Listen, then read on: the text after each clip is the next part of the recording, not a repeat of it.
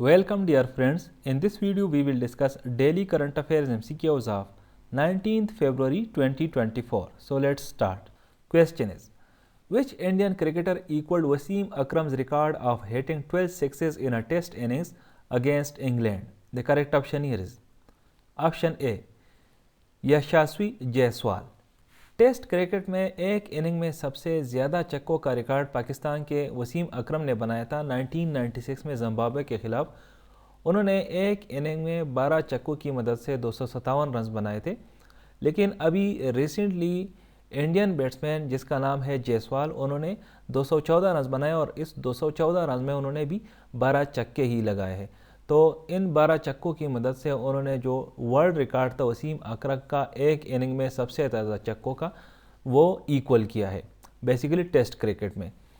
इस वक्त इंग्लैंड और इंडिया का एक टेस्ट सीरीज़ चल रहा है, जिसमें अभी जो ये रिसेंट टेस्ट हुआ है, तीसरा टेस्ट, इसमें इंडिया ने इंग्लैंड को 434 रन से शिकस्त दी है और सीरीज़ में 2-1 से बरतरी हासिल की है। Which country did Russia recapture in Ukraine, marking its biggest gain since May? Option A, Avdiivka. मई 2023 में रशिया ने यूक्रेन के बखमूत सिटी को कैप्चर किया था, लेकिन तब से लेकर अब तक रशिया को कोई खातिर खा कामयाबी नहीं मिली थी। अभी जाके तकरीबन जब जंग को 2 साल मुकम्मल होने वाले हैं तो रशिया ने एक टाउन जो है कैप्चर किया है, बल्कि रीकैप्चर किया है, उसका नाम है एवडेवका।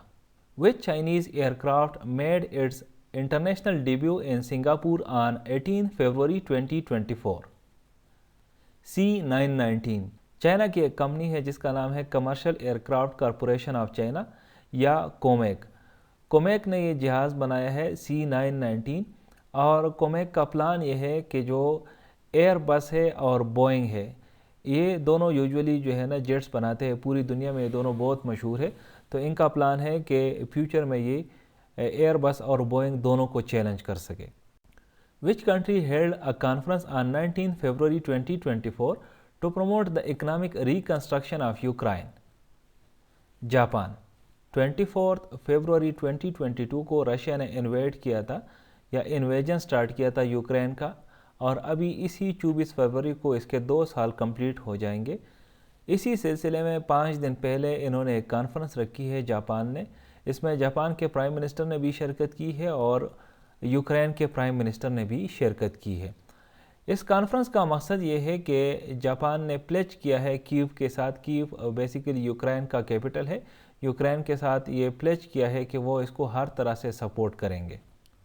विच international body open hearings on February 19, 2024 regarding Israel's occupation of Palestinian land?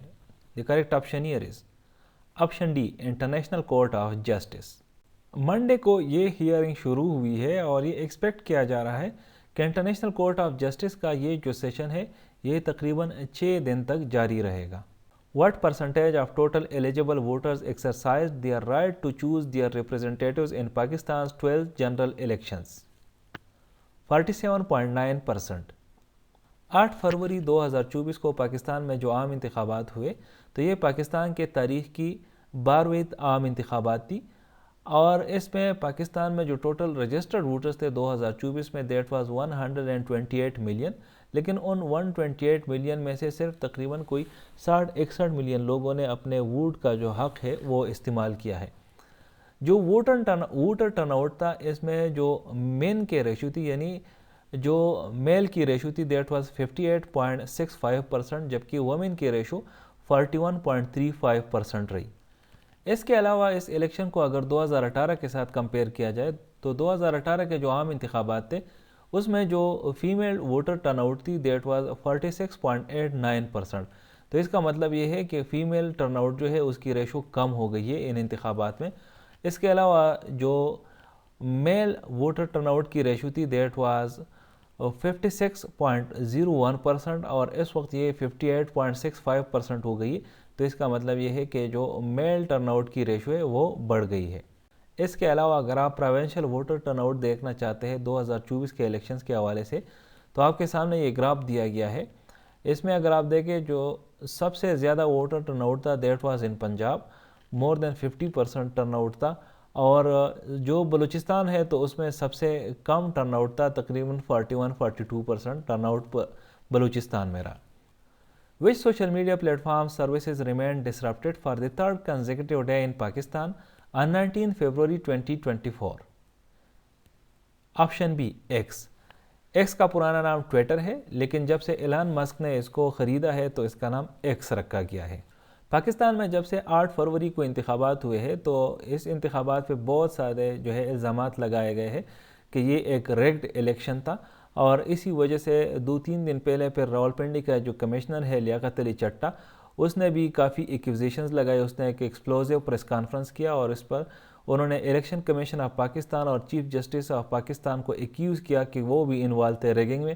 تو جب سے اس کی پریس کانفرنس ہوئی ہے اور آل اوور دا کنٹری جو ہے وہ احتجاجوں کی بھی کاز دی گئی ہے مختلف پولیٹیکل پارٹیز کی طرف سے، تو اسی وجہ سے جو ٹویٹر ہے پاکستان میں وہ ٹھیک سے کام نہیں کر رہا. Thank you for watching this video. Stay blessed.